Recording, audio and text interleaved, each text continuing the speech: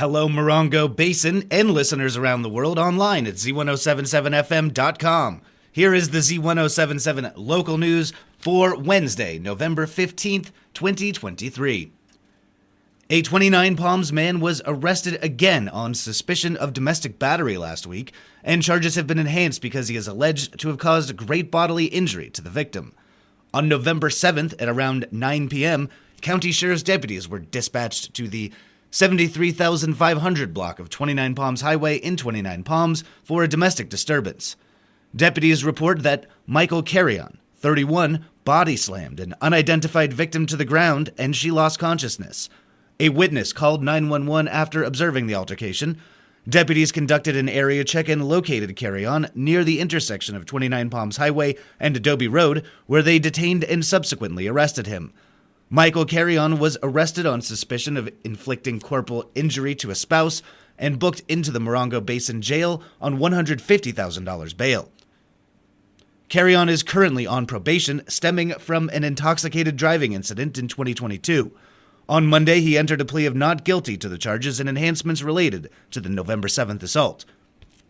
Carrion was arrested in 2012 for investigation into domestic battery when deputies say he tackled a woman trying to leave a home in 29 Palms.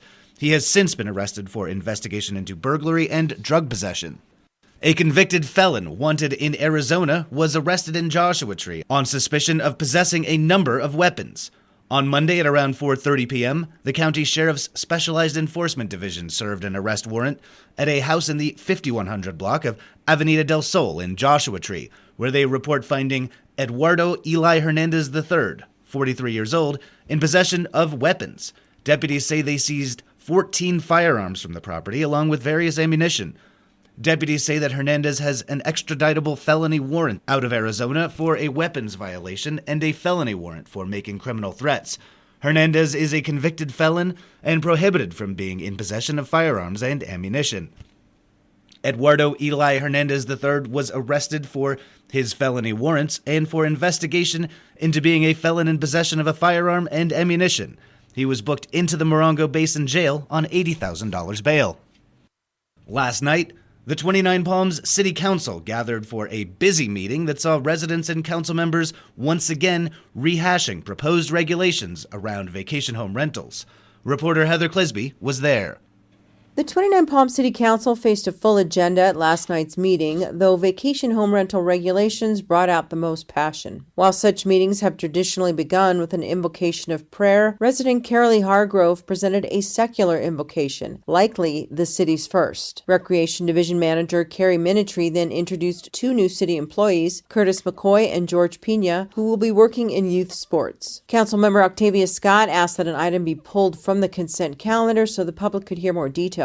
Minitree explained that they are requesting a construction services contract be awarded to repair and resurface the Lucky Park basketball courts. In light of new basketball facilities at the community center, Minitree said the courts will likely be repurposed for tennis and pickleball. The topic of VHR regulations then took over the meeting. Several specific regulations have been volleyed between resident study sessions, the Planning Commission, and the Council, and last night was another deep dive. Jim Krushat, a member of the Planning Commission and a VHR owner, urged the council to just settle this thing and noted, the one thing I know that this is good is because no one group got everything they wanted. It was a compromise. Nevertheless, frustrations and concerns were expressed around new purpose-built VHRs that do not align with neighborhood character, number of permits allowed per entity, the requirement of paved parking for rural areas, and neighborhood density. Resident Heidi Hurd, who has lived in the city for more than 35 years, asked the council, "When does my voice count?" Hurd went on to state, "Those of us that voted to put you into office put our trust in you to do what's right for those of us that live here. We chose to live here because it was a nice small city, not because it was a tourist destination. We have a housing crisis, not a recreation crisis." Ultimately, Community Development Director Keith Gardner went through each regulation point by point, and the council sent several back to the commission for further review. Councilmember Min suggested that the number of permits allowed per entity be reduced from 5 to 3, which was approved. The next meeting of the 29 Palms City Council will be in December. Reporting for Z107.7, this is Heather Clisby. The Yucca Valley Planning Commission met last night to review temporary special event permitting in residential zoning districts and the Old Town Beautification Project. Here is reporter Hillary Sloan with the details of the meeting. At last night's meeting, the Planning Commission reviewed a request from Storage Solutions at 6625 Prescott Avenue to change the color of the garage doors from blue to apple lime cocktail. The council is concerned with the amount of green that would be seen from the highway and asked the representative to come back with alternate ideas.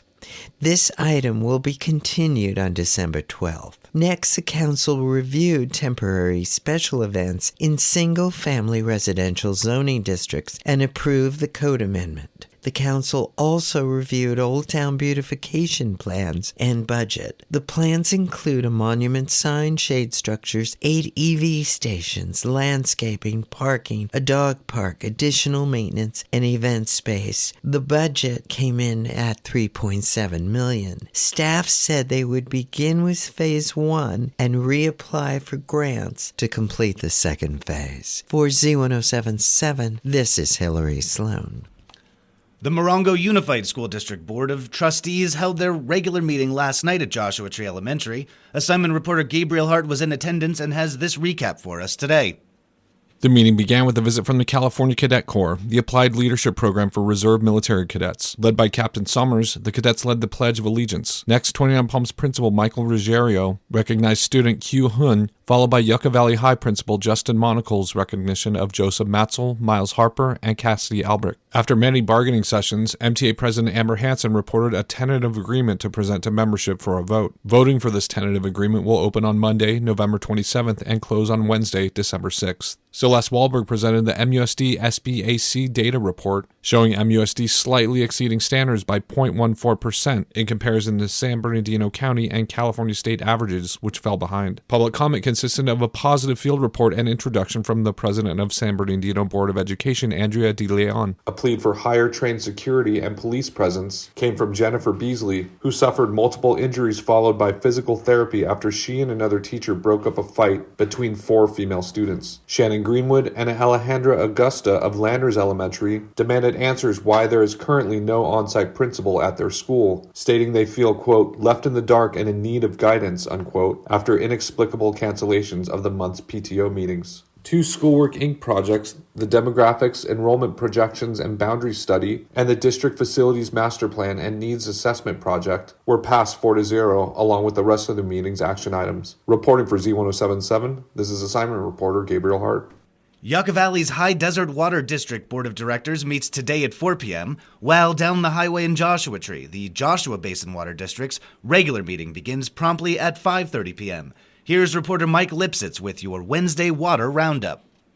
The lone focus at today's meeting at the High Desert Water District is a strategic planning workshop to gather input from all relevant sources in order to develop the district's strategic goals and priorities for the next 5 years. The meeting takes place at the district office on the highway at Inca Trail, and at the Joshua Basin Water District, directors review and will likely approve reserve funding transfers. The meeting is at the district office on Choita Road in Joshua Tree, where the public is welcome to attend. Instructions for remote attendance of both meetings may be found with this story at Z107.7fm.com. Reporting for Z107.7 News, this is Mike Lipsitz. The Joshua Basin Water District's popular low-income household water assistance program, called LEWAP, was abruptly canceled yesterday. Reporter Mike Lipsitz tells us why. Joshua Basin Water District Management learned late yesterday that program funding, which has been funneled through the county, has been exhausted and applications can no longer be considered. The district's planned low-income household water assistance program, scheduled for tomorrow, has been canceled. Low-income ratepayers in the Joshua Basin Water District are encouraged to look into the district's internal low-income assistance program at jbwd.com/assistance. Reporting for Z107.7 News, this is Mike Lipsitz. The Morongo Valley Community Services District Board of Directors will hold their regular 6 p.m. meeting tonight in Covington Park's multipurpose room. Assignment reporter Gabriel Hart rejoins us with the meeting's agenda. For tonight's agenda, the board will discuss and review the financial practices policy for the CSD. Next steps will be discussed for the General Manager Ad Hoc Committee in efforts to hire a new general manager. The Chuck Osborne Volunteer of the Year Award will also be discussed and reviewed. Board members will review, discuss, and approve 2 important bids. The first for mold abatement in the fire department bunk room, the second to reconstruct the CSD office. Reporting for Z107.7, this is assignment reporter Gabriel Hart. The Marine Corps Reserve is collecting Toys for Tots until December 1st. They're collecting new, unwrapped toys that will be distributed to needy families and children over the holiday season. If you've got toys to donate, you can drop them off in one of the Toys for Tots boxes around the Morongo Basin, including one at Z107.7's Joshua Tree office. We're located at 6448 Halley Road, Suite 5, across the street from the post office.